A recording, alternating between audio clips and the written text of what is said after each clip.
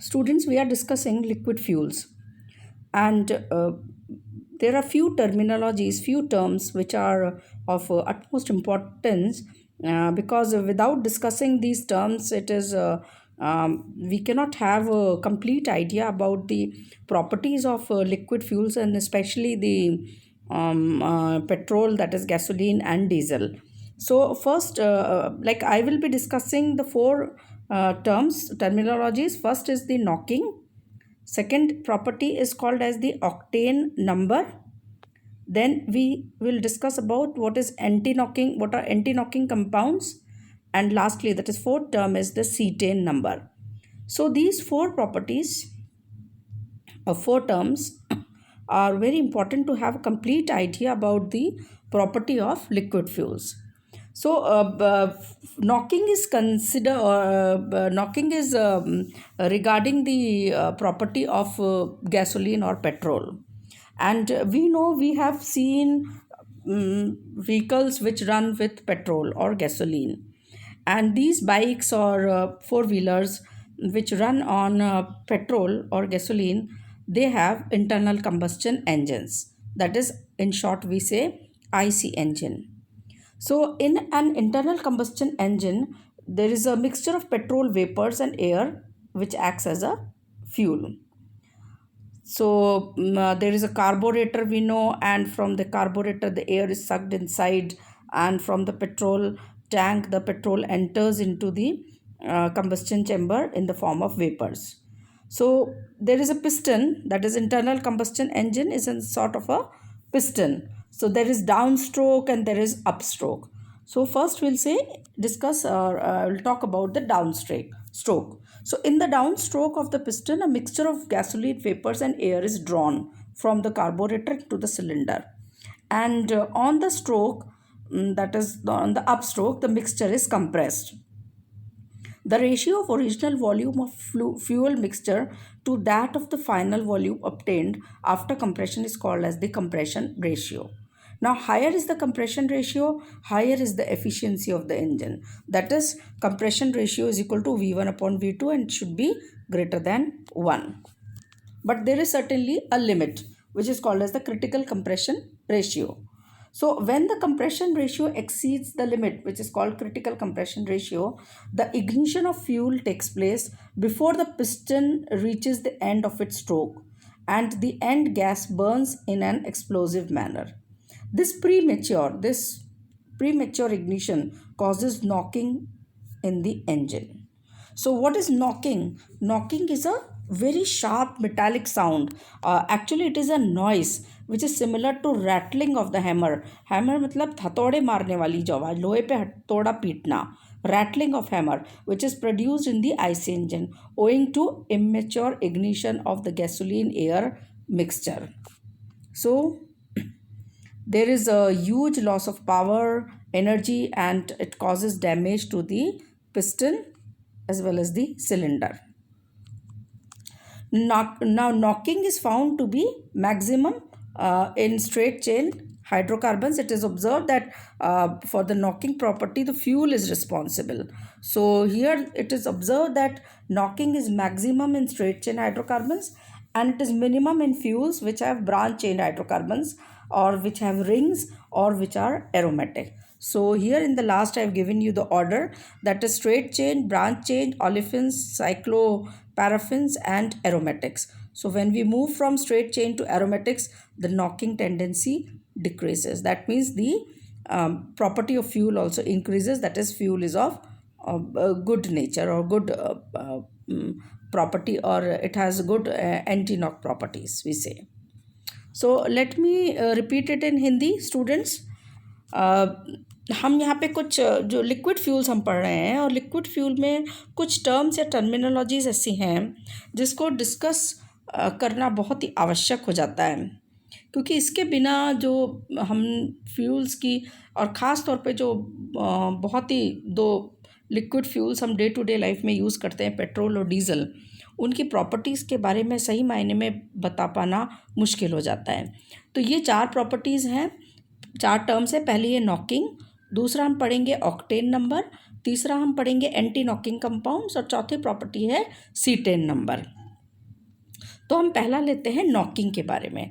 Knocking का मतलब होता है कि आवाज़ करना, ज़ोर ज़ोर से मेटल के ऊपर बहुत ज़ोर की तीव्रता के साथ आवाज़ या ध्वनि उत्पन्न होना। तो ये नॉकिंग हम ऑब्ज़र्व करते हैं वो गाड़ियों में या उन इंजन्स में जो कि पेट्रोल पे रन करती हैं, और जो जितनी भी ऑटोमोबाइल्स हैं जो पेट्रोल पर रन करती हैं वो सभी आईसी इंजन होती हैं, जिनको हम कहते हैं इंटरनल कंबस्टन इंजन।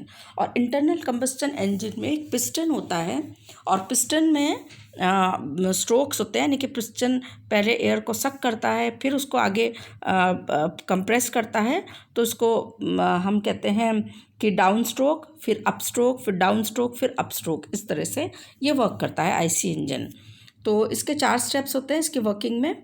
तो जब ये इंजन वर्क करता है तो उस समय सभी ऑटोमोबाइल कंपनियों की जो प्राथमिकता होती है वो ये होती है कि ऐसी गाड़ी, ऐसा इंजन बनाना जिसमें कि आवाज़ कम से कम हो। आवाज़ नहीं हो ऐसा तो संभव नहीं है, बट आवाज़ कम से कम हो, उसको मिनिमाइज़ कर सके। तो ये प्रॉपर्टी काफ़ी कुछ डिपेंड करती है फ्यूल की नेचर पे, फ्यूल की प्रॉपर्टी पे। तो नॉकिंग से हम तात्पर्य क्या है कि यहाँ पे जब इंटरनल कंबस्टन इंजन में फ्यूल जलता है तो फ्यूल के साथ साथ एयर भी अंदर सक की जाती है पिस्टन में।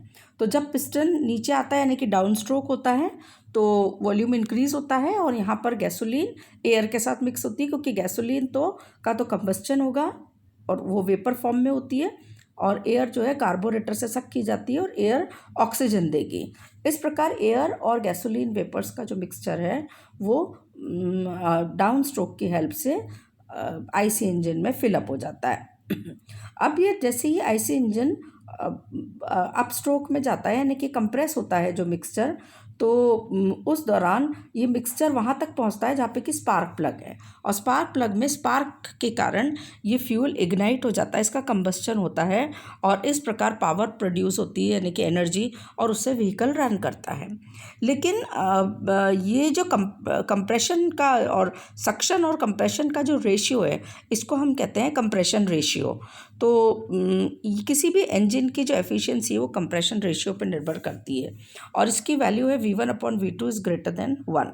लेकिन इसकी एक लिमिट भी होती है, और अगर ये कंप्रेशन रेशियो लिमिट को एक्सीड कर गया, उससे ज़्यादा हो गया, तो जो फ्यूल सक हुआ है वो पिस्टन कंप्रेस होगा उससे पहले ही वो इग्नाइट हो जाता है, उससे पहले ही, मतलब स्ट्रोक ख़त्म होगा, एंड तक पहुँचेगा, उससे पहले ही उसका कंबस्चन हो जाता है। और इस प्रकार जो फ्यूल है, जो पेट्रोल है, वो पिस्टन के ऊपर वो एक्सप्लोजिव मैनर में आवाज़ करता हुआ पिस्टन पे, और फिर जलता है, वो कंबस्चन होता है। तो वो पिस्टन के ऊपर बार बार, क्योंकि वो एक्सप्लोजिव मैनर में, वो बिल्कुल विस्फोट के साथ जलता है, तो वो बार बार टक्कर मारता है पिस्टन के ऊपर। तो फ्यूल जब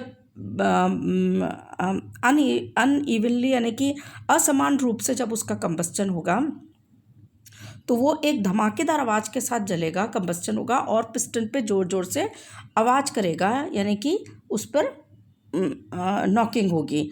तो वो जो आवाज़ है वो ऐसी होती है जैसे कि लोहे से कोई लोहे को ज़ोर ज़ोर से पीट रहा हो, जिसको हम रैटलिंग साउंड कहते हैं, और इसी को हम नॉकिंग कहते हैं। तो नॉकिंग एक बहुत ही शार्प मेटालिक साउंड है, और ये इमेच्योर इग्निशन के कारण होती है, यानी कि जो फ्यूल है, फ्यूल और यानी कि गैसोलीन और एयर का जो मिक्सचर है, जो कि समान रूप से कंबस्चन होना चाहिए था, वो समान रूप से नहीं होकर असमान रूप से उसका कंबस्चन होता है, और जैसे जैसे पिस्टन कंप्रेस होता जाता है वैसे वैसे होता जाता है। तो ये पिस्टन को पूरा कंप्रेस भी नहीं होने देता, उससे पहले ही इग्नाइट हो जाता है, और इस प्रकार ये जब इग्नाइट होता है यानी कि कंबस्चन होता है तो वो ज़ोर ज़ोर की आवाज़ करता हुआ और विस्फोट के साथ जलता जाता है, और ये पिस्टन पे जो आवाज़ करता है उसको हम रैटलिंग साउंड या नॉकिंग कहते हैं। तो ऐसा देखने में आया है कि नॉकिंग के लिए जो फ्यूल या पेट्रोल या गैसोलीन है उसकी प्रॉपर्टी काफ़ी कुछ जिम्मेदार होती है नॉकिंग के लिए। तो जितने भी स्ट्रेट चेन हाइड्रोकार्बन्स हैं वो ज़्यादा आवाज़ करते हैं, इसलिए हम कहते हैं उनकी नॉकिंग ज़्यादा है। और ये देखने में आया है कि जिन हाइड्रोकार्बन्स में, जिन गैसोलीन में ब्रांच चेन हाइड्रोकार्बन्स ज़्यादा हैं, ब्रांचिंग ज़्यादा है, या साइक्लिक हाइड्रोकार्बन्स ज़्यादा है, या एरोमेटिक हाइड्रोकार्बन्स, तो उनमें नॉकिंग उतनी ही कम होती है। तो एक बेहतर फ्यूल वो होता है जिसमें स्ट्रेट हाइड्रोकार्बन कम और ब्रांच्ड या साइक्लिक या एरोमेटिक हाइड्रोकार्बन्स ज़्यादा होंगे। इस प्रकार अगर हम इनको एक क्लासीफाई करें, ऑर्डर में रखें, तो हम इसको कह सकते हैं कि स्ट्रेट चेन में सबसे ज़्यादा नॉकिंग, उससे कम ब्रांच चेन, उससे कम ओलिफिन्स, ओलिफिन्स यानी कि एल्कीन्स होती हैं, उससे कम साइक्लोपैराफिन्स और उससे भी कम एरोमेटिक हाइड्रोकार्बन्स में होती है। तो इस प्रकार स्ट्रेट चेन से एरोमेटिक्स तक जब हम चलते हैं तो नॉकिंग डिक्रीज होती है। Next property is the octane number.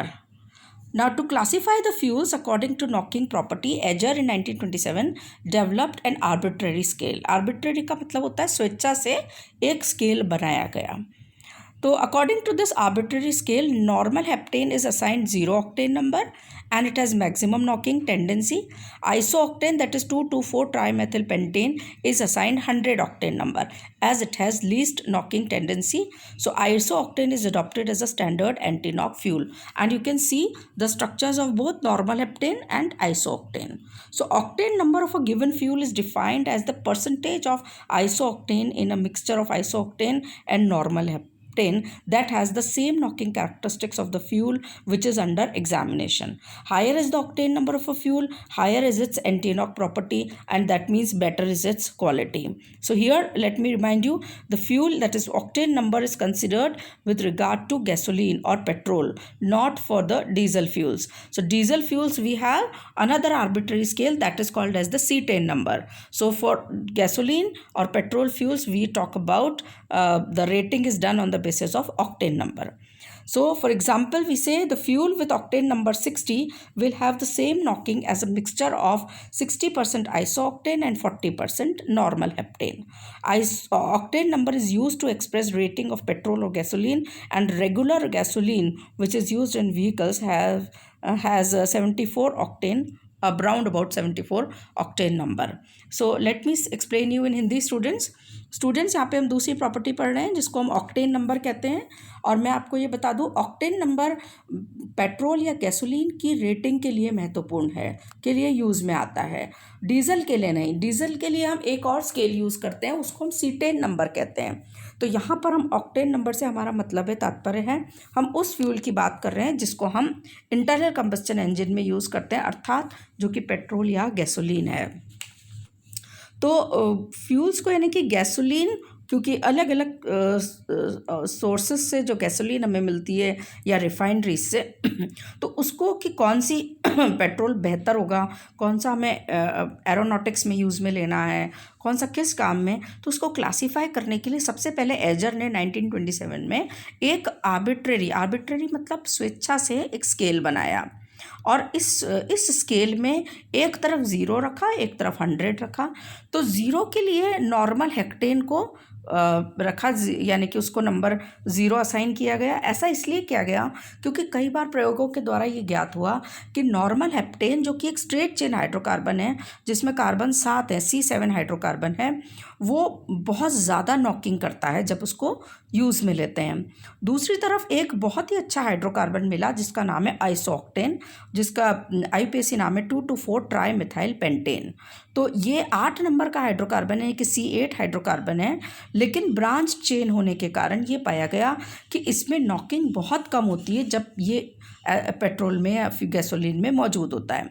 तो इस प्रकार जो एक आर्बिट्ररी स्केल बनाया, उसके एक हिस्से पे नॉर्मल हेप्टेन रखा जिसका ऑक्टेन नंबर 0, दूसरे तरफ हमने आइसो ऑक्टेन रखा जिसका कि हमने ऑक्टेन नंबर 100 दिया। अब जो फ्यूल्स हैं वो इनके दोनों के कहीं ना कहीं बीच में होते हैं। तो जो फ्यूल जितनी आइसो ऑक्टेन की तरफ होगा और नॉर्मल हेप्टेन से दूर होगा, हम कहेंगे कि वो उतना ही बेटर, बढ़िया पेट्रोल है, गैसोलीन है, यानी कि उतना ही उसमें नॉकिंग कम होगी, एंटी नॉक गुण उसमें ज़्यादा होंगे। तो कोई भी हम टेस्टिंग के लिए फॉर एग्जांपल कहीं से भी हम फ्यूल लाते हैं तो उसकी ऑक्टेन नंबर हम कैसे देंगे, हम ये मान के चलते हैं कि जो नॉर्मल हेप्टेन आइसोऑक्टेन मिक्सचर का जो नॉकिंग प्रॉपर्टी होगी वही की हुई उस टेस्ट मिक्सचर की भी होनी चाहिए। जैसे कि फॉर एग्जांपल मान लीजिए कि हमने कोई फ्यूल कोई गैसोलीन कहीं से प्राप्त की, अब हमें उसको टेस्ट करना है और हमने एक स्टैंडर्ड रूप से देखा कि हमने स्टैंडर्ड रूप से मान लीजिए ऑक्टेन नंबर 60 वाला फ्यूल लिया। तो 60 वाले का मतलब ये है कि उसमें 60% हमने आइसो ऑक्टेन डाला है और 40% नॉर्मल हेप्टेन। तो जब हम 60% आइसो ऑक्टेन और 40% नॉर्मल हेप्टेन दोनों को मिक्स करके जो ईंधन बनाएंगे और वो आईसी इंजन में जितनी नॉकिंग देगा, जितनी प्रॉपर्टी देगा, उतनी की उतनी हमारे टेस्ट फ्यूल की अगर आ रही है तो हम कहेंगे हमारा टेस्ट फ्यूल का भी ऑक्टेन नंबर 60 ही है। I again repeat, for example we take a fuel which has octane number 60. It means if suppose we mix normal heptane as 40% and isooctane as 60%, तो इन दोनों को आइसोऑक्टेन 60% लेने पर, नॉर्मल हेप्टेन 40%, केवल इन दोनों को मिक्स करने पर जो फ्यूल की प्रॉपर्टी आएगी, यानी कि जितनी नॉकिंग ये करेगा स्टैंडर्ड हमारा मिक्सचर, उतनी की उतनी अगर हमारा टेस्ट फ्यूल भी कर रहा है तो हम टेस्ट फ्यूल को भी ऑक्टेन नंबर 60 ही देंगे।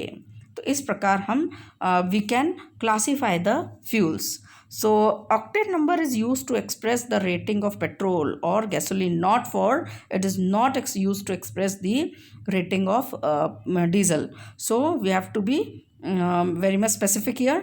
Now regular gasoline which is used in in vehicles has octane number around about 74. So I hope आपको ये क्लियर समझ में आया होगा कि आइसोऑक्टेन यानी कि ऑक्टेन नंबर क्या है।